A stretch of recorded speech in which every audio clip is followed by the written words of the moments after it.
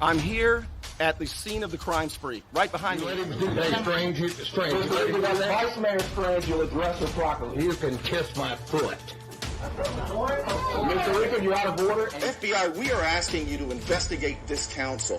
Please look into this council, how they award contracts, the bid process, how they use their positions to benefit their friends and themselves, how they use their positions to attack residents and critics and neighbors and business competition. FBI, will you please look into this? And I welcome the FBI here. If you notice, Mr. Thompson, with his plea for the FBI and his watchdog group, this city runs the cleanest in this whole county. I guarantee He that. was served a federal subpoena this We morning. did receive a subpoena this morning, and we're going to cooperate 100% with the subpoena. And Most of you who were involved up here, you gaslighted me. You tried to say I was crazy. And now we know that that's not true. And there's a lot of other issues I've been asking about as well.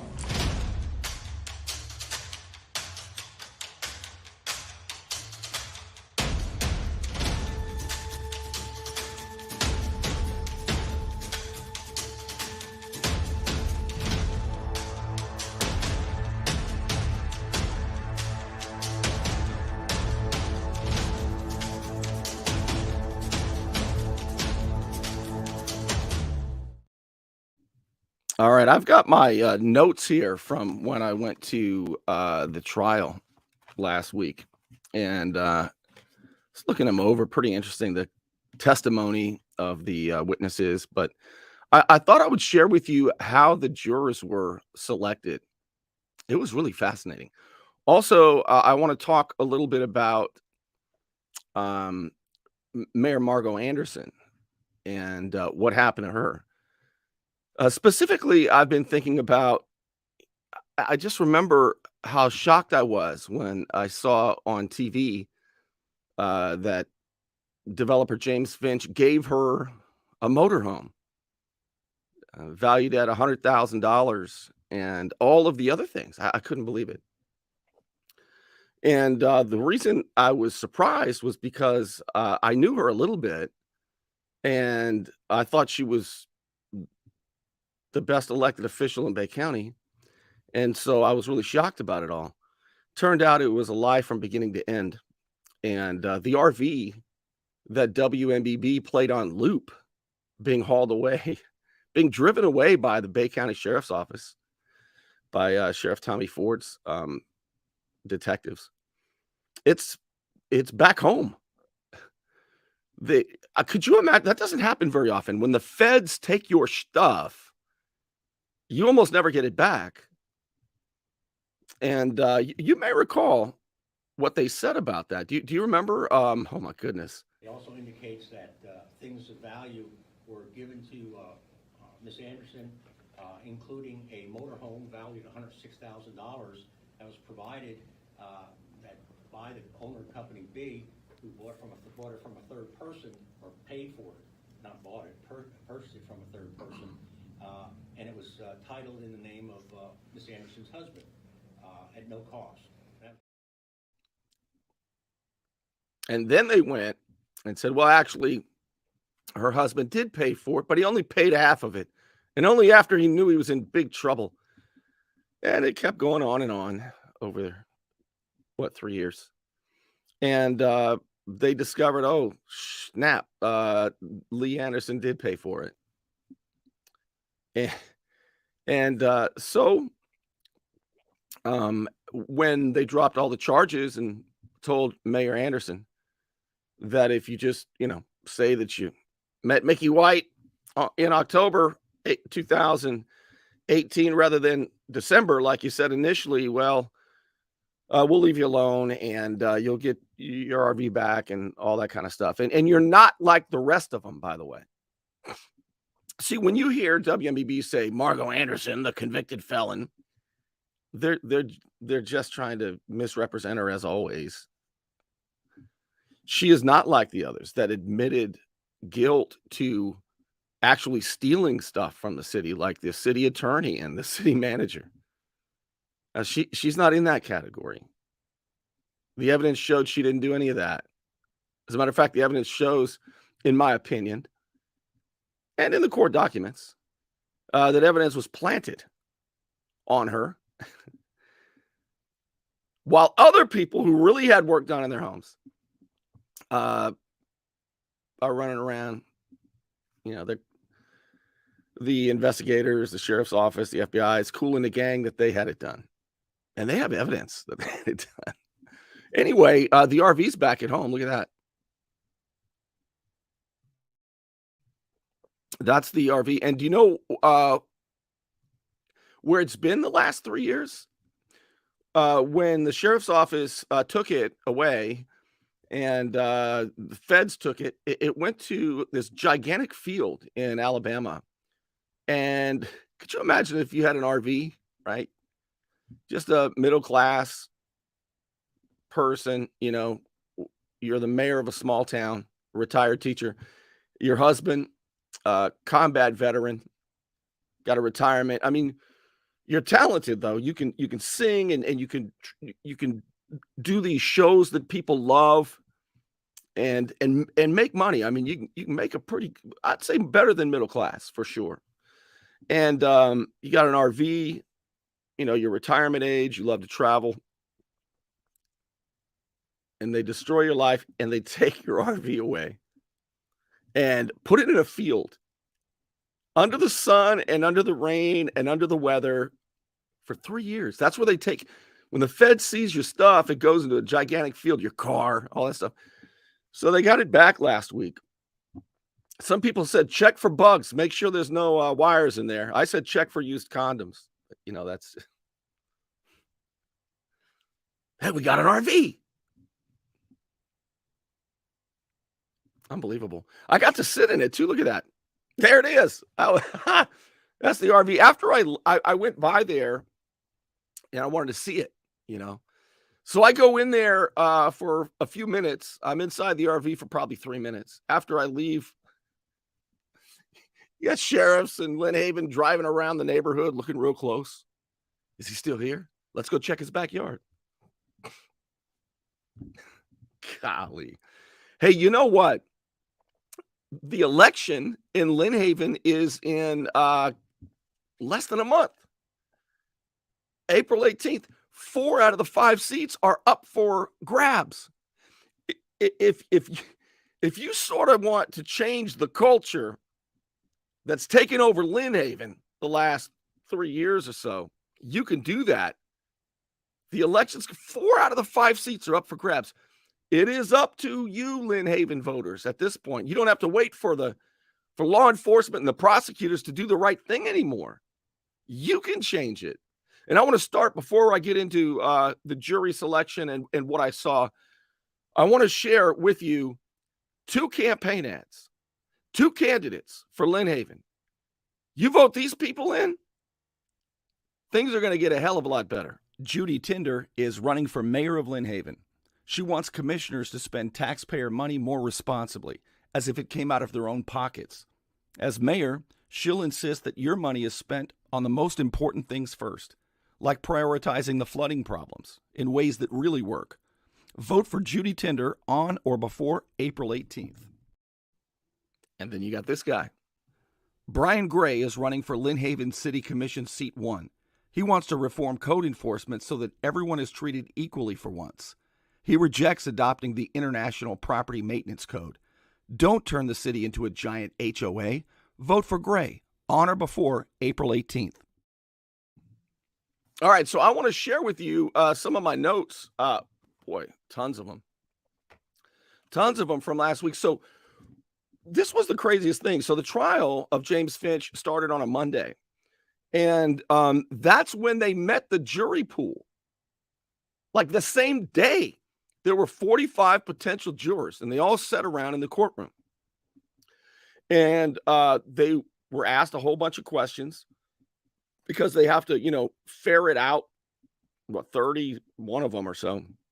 They keep 14. They keep 2 alternates. And it's a good thing they did because after they chose the 12, which took about 3 hours, one of the 12 came back in and said, you know what? Actually, I think I know the witness, the first guy, Michael White. I think I worked for him.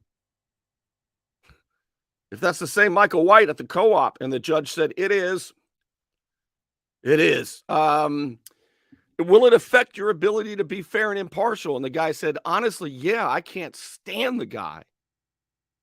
You can't stand Michael White? Yeah, I don't like the way he does things. So this was him by himself, no other jury members. You know, he was brought in because he said, geez, I'm not sure I can do this. And the judge said, all right, we're going to go ahead and excuse you. So the guy was honest and he was excused. And there was only one alternative after that. But so they whittle it down, and the judge tells them all kinds of stuff. Like, for example, the judge told the jury pool, all 45 of them, that the law requires that jurors not, not give law enforcement officers.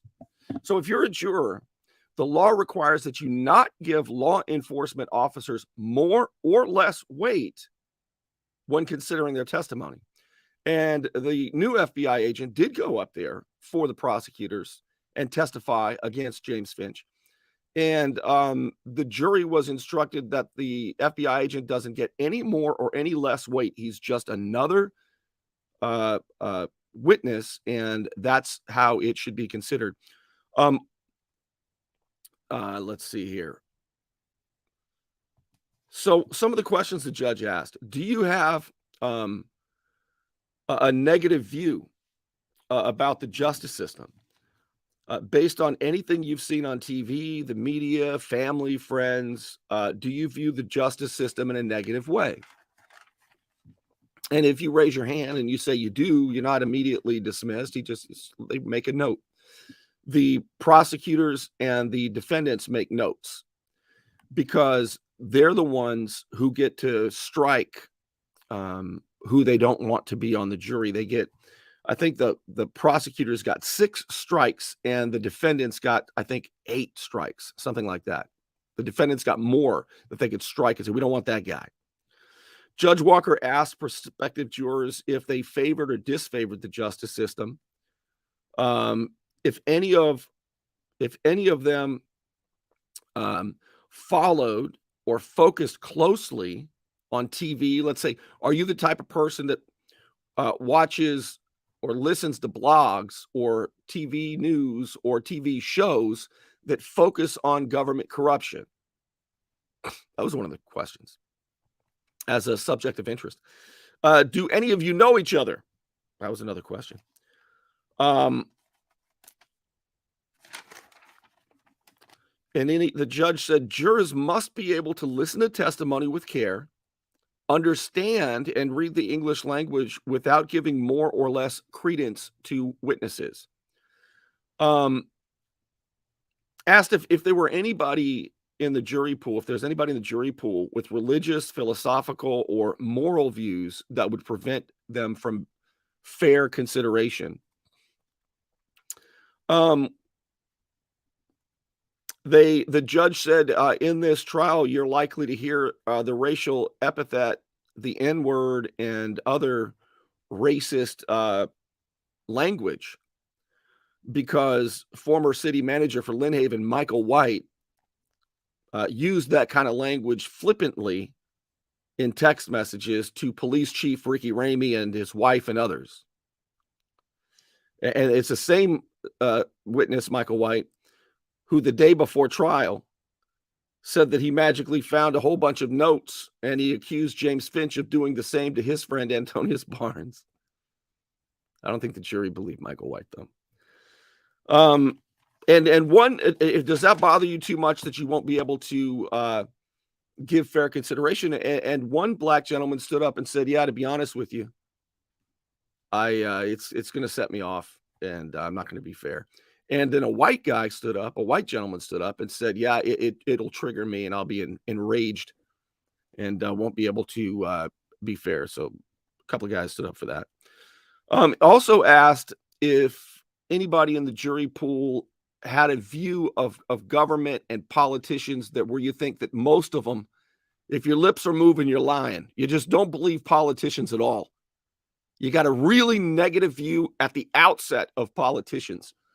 A couple of guys stood up. I think it was the same 2 guys stood up.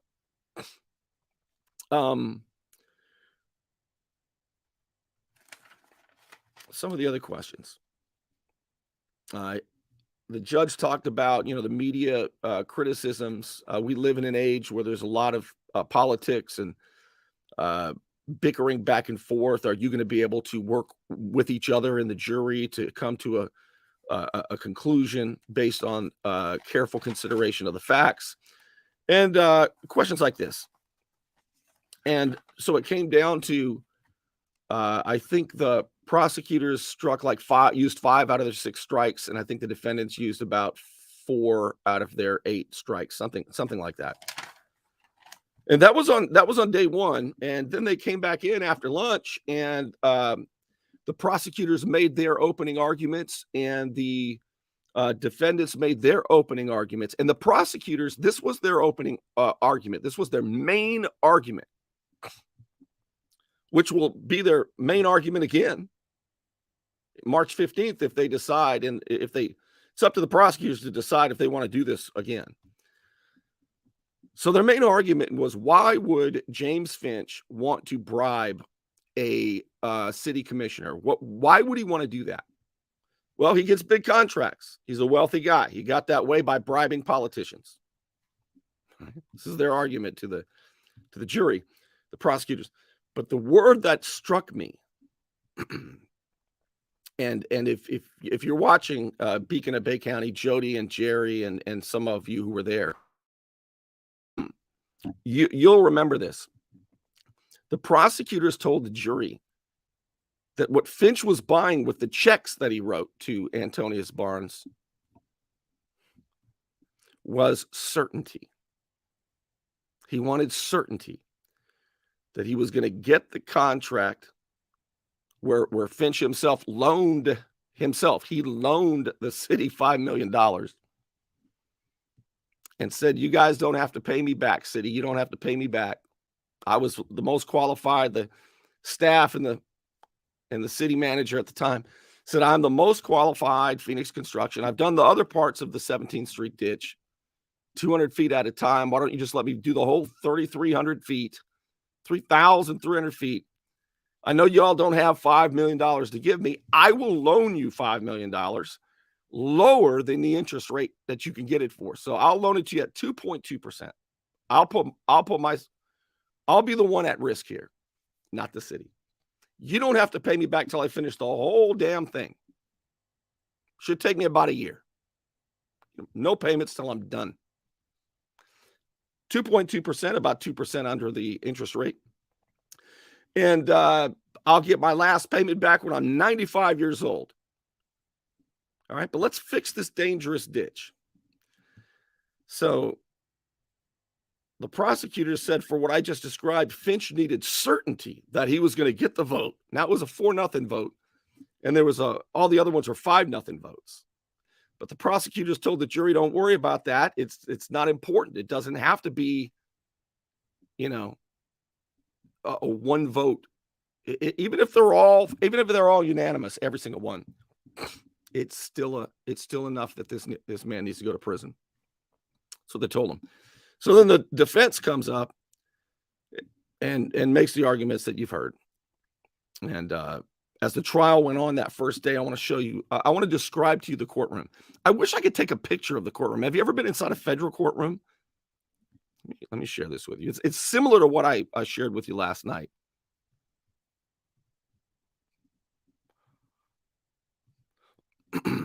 Here. All right.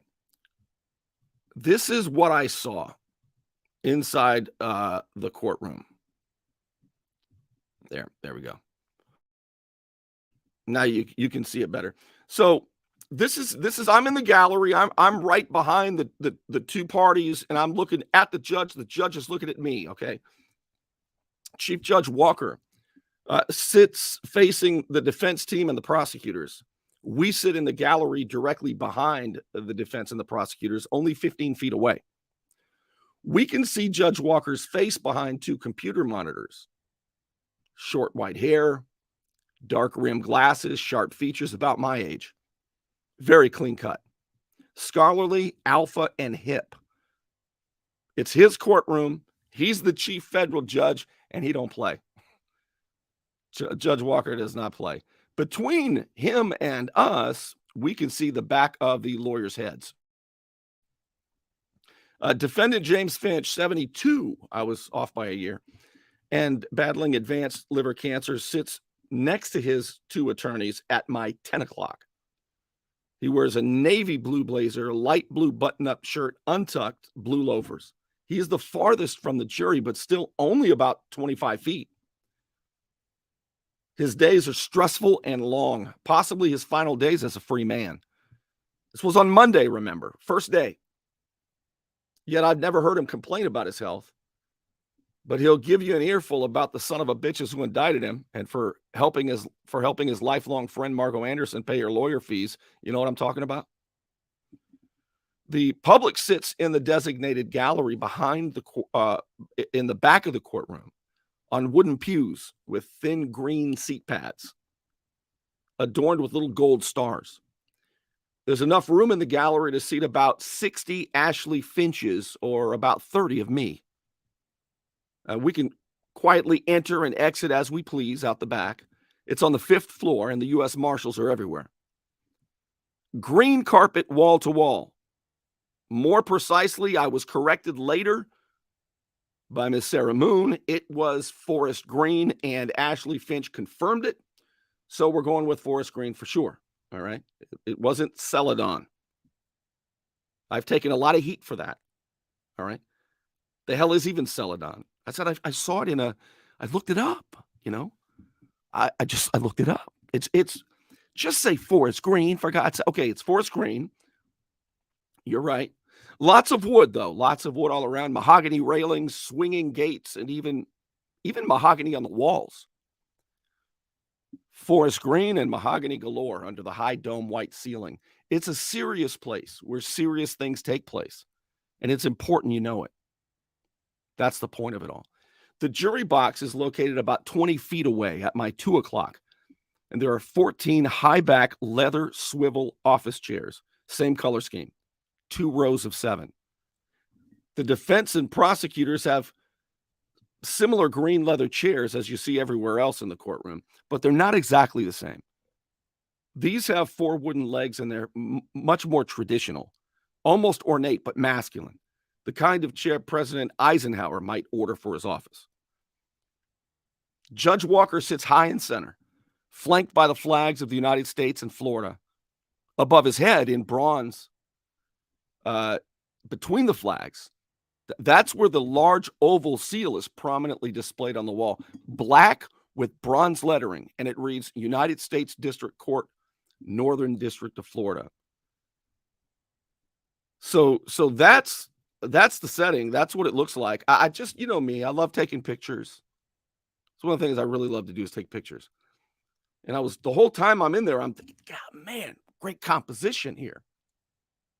You know, regular professional. I mean, there were so many great pictures I could have taken, but I couldn't do that. So I wanted to share that with you.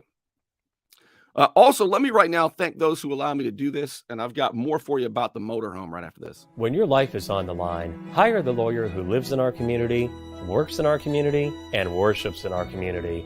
I'm Al Saulene, your Panama City Beach lawyer. 850-215-0628.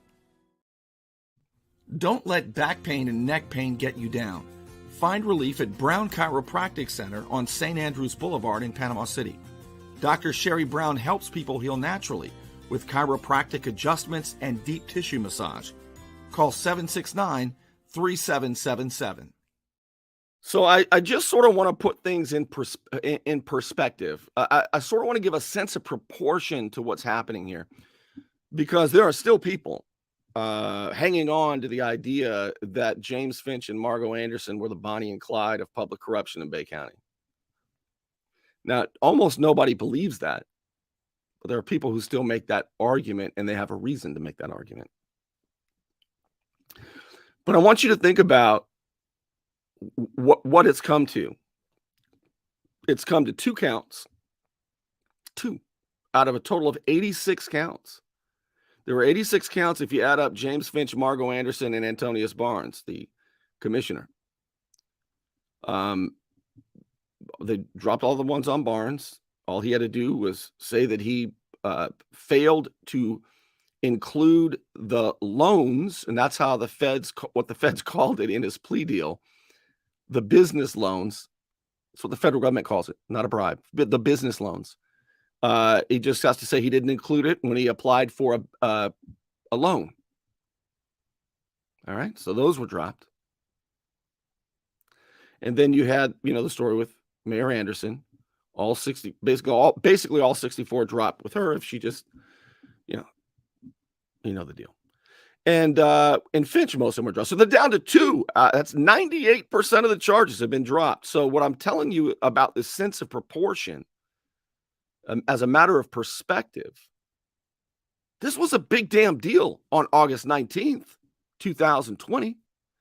On August 19th, 2020, and even before that, in November of 2019, when it was discovered that ECS, when the indictment came, and you had Michael White, the city manager, Mickey White, the owner of ECS, when these guys were indicted, that was November of 2019, and then Mayor Anderson and the city attorney in August of 2020. But during those indictments, it was a big ordeal. They did it with cameras in tow. They did it as a big giant press conference.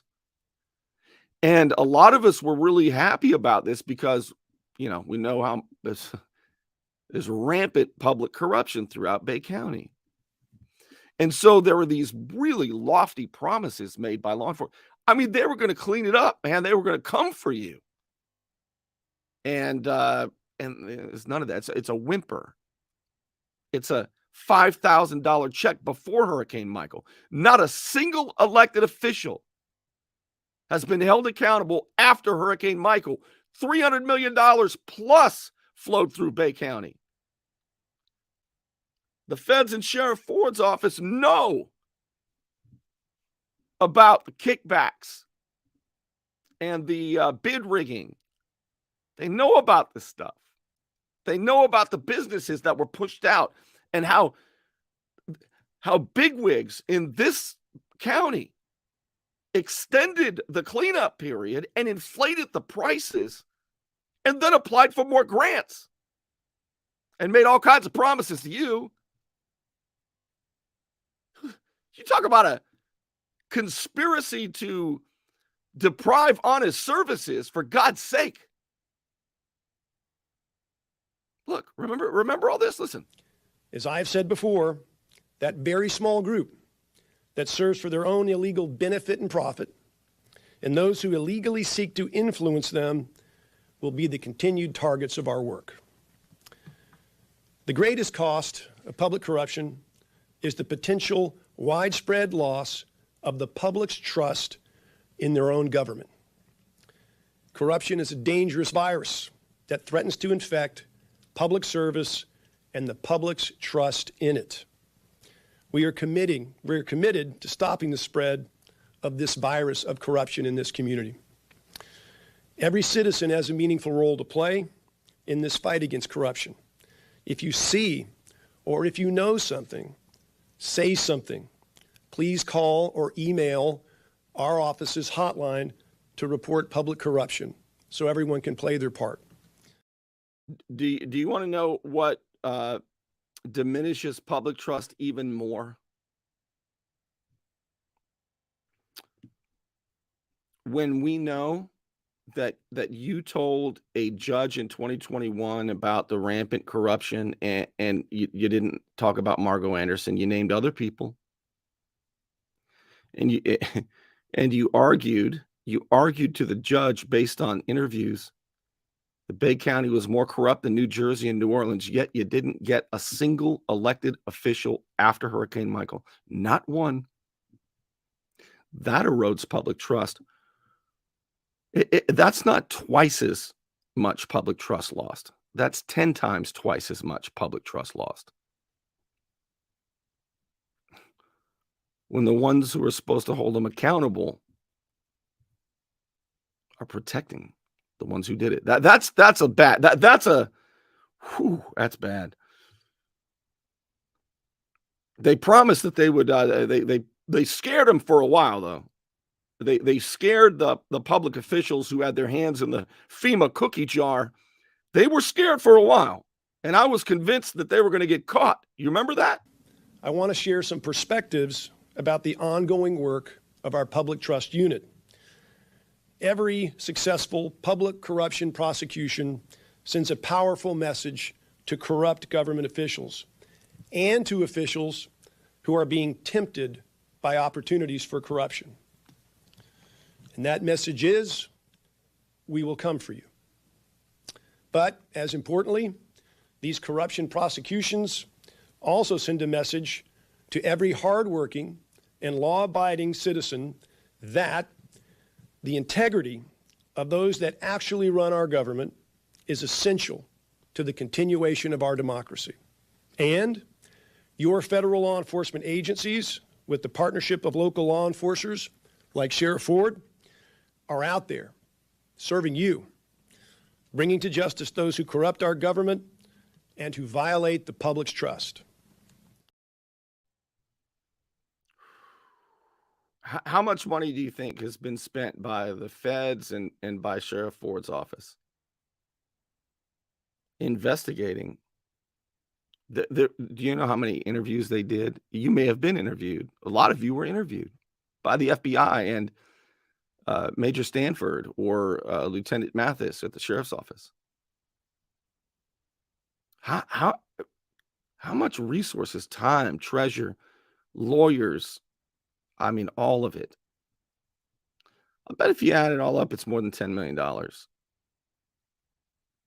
And they got zero elected officials after the hurricane. Zero. So, yeah, the hardworking people that you mentioned, our confidence is not restored. As a matter of fact, our confidence is destroyed. I mean, even Sheriff Tommy Ford was at this big press conference. Remember that? 3 years ago or so, he got in the act. Look. Well, good afternoon. And Mr. Keith, Mr. Kuntz, and Zach Rojas, I'd like to thank you on behalf of the citizens of Bay County for your efforts to root out corruption here. It's a sad day, but very necessary that we continue this work. So I just want to thank you both for your partnership. Several months ago, we stood before you and made a pledge to the people of Bay County that we would continue this partnership with the FBI and the U.S. Attorney's Office, that together we would root out corruption and hold those responsible for taking advantage of us, the citizens of Bay County, during our most vulnerable time, the aftermath of Hurricane Michael. This fruitful partnership has produced results with the arrest of 9 individuals to date, with the addition today of 2 additional arrests. I believe our intent to aggressively locate and charge those that engage in corruption in Bay County is very clear. I remain proud of the dedication and professionalism of the senior criminal investigators and crime analysts that we've assigned to work with our team from the FBI and the U.S. Attorney's Office. My support of this team will continue until our goals have been accomplished. I continue to be impressed at the expertise of the team assembled by U.S. Attorney Larry Keefe and Special Agent in Charge Rojas, and appreciate their partnership. This investigation remains very active and will continue.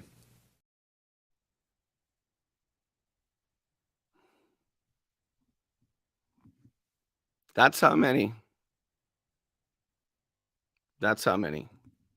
elected officials were held accountable after more than $300 million of FEMA money flowed through Bay County. Within the evidence, it all points places. I mean, there's all kinds of evidence. That wasn't very fruitful. Bernie, we got all those low-level people in Lynn Haven. I know you did. But you know who you should have got. Tick tock, the statute of limitations approaches. And what I worry about is even right now, and you know what I'm talking about. Even right now, I'm afraid that the investigator, the sheriff's office, the FBI, and the prosecutors, the U.S. Attorney's Office, I'm afraid that right now they're devising a scheme. not to clean up public corruption, but to make sure they get James Finch and throw him away. The last jury, they were deadlocked.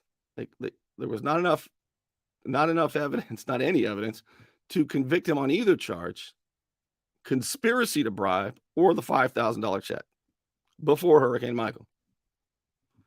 So, knowing the pattern, I would expect that the sheriff's office, the FBI, and the U.S. Attorney's office, unless they really decide, Bernie, you're wrong, and we've got him in our sights, and we're going to do it right now. We're doing the time is right. But I suspect instead they're myopically focused on James Finch, and what it appears that they do is they pick the man, right? Who is it that we need to get? Well, we need to get somebody. Okay, tell me who it is. It's that person. Okay, I can find a crime, no problem. Kind of like Stalin's KGB. That was the big thing, you know. Show me the man and I'll show you the crime. Because when a society has so many laws, when they can slap a conspiracy to commit wire service fraud. You know what I'm talking about. Are you watching the national news too? You know, they've got stuff they can show me them. Who do you want us to get? Not what does the evidence lead? Who took the most cookies? Who got the most FEMA cookies? And where did the crumbs go? Where did the FEMA money crumbs go? What land deals were there? Who bought farms? That kind of thing. But instead of that, I suspect right now they're devising a scheme. Show me some. Who do you want us to get now? And because we'll come up with the crime. Just show us who you don't like. Show us who you don't like. We'll come up with a crime. We'll tie it together. And when we bring Finch back in front of the next jury, boy, we'll add stuff. Make it easier for the jury to see it our way. I suspect that's what's happening. Now, I might be surprised. We'll see. But this thing is moving along. And I wanted to share with you more about what I had seen on that Monday. And I wanted to share a little bit, as I did earlier, about the motorhome and what's happened with that and why. All right, I want to thank more of you who allow me to do this. You want to look good? You want to feel good? Little John's Big and Tall is where it's at. Right across the street from Sky's Pizza Pie, 5700 North Davis Highway. You can find out more online at littlejohnsbigandtall.com. He's also a member of the iTex trading community, where your iTex dollars are welcome. It's a hot time in Florida, and my friend Ryan can make sure your air conditioning is running at peak efficiency. He could even install a new one, built to a higher standard, American standard. Find out more at PCAirrepair.com. And of course, thank you to the Unknown Patriot for your support. Because without all of you who are patrons and all of you who sponsor the show and help me keep this thing going, I'm trying to tell you what I see. I forgot to screenshot about a year and a half ago or 14, 15 months ago when I said James Finch bribed Antonius Barnes. And they said, look, here's the evidence. And I said, don't show me that because I'm going to have to tell everybody. Why would you show me that? You know I'm going to dig deep. And I did. And didn't it play out just like in 2007 when I got here and got on the radio? And there was the boot camp drill instructors. 14-year-old Martin Lee Anderson who died at the boot camp in Bay County, and it looked like the drill instructors killed him. I dug deep. Had every medical examiner outside of Quincy on the show, and holy smokes, it turned out to be a crazy story, and it played out in the courtroom. Judge Michael Overstreet, the same as it did on the show. Then it happened again in 2013 when Sheriff Nick Finch, Liberty County, when he was arrested, and I thought they got a crooked sheriff. I can't stand crooked law enforcement. And I said, good. He said, I didn't do it. And I said, are you really going to let me look at this? I looked at it, told you what happened. He was acquitted. I talked to him a lot, just like I'm doing now. Talk to James Finch as much as I can, Margot Anderson, and everybody else I can. And it's playing out the same way again. You know why? Because my goal is to tell you the truth. When everybody else, almost everybody else, is trying to trick you. So thank you. My point is thank you for those of you who support my independent efforts and allow me to do that. All right, I'm going to get out of here. Thanks for being with me, and I will be back with more soon.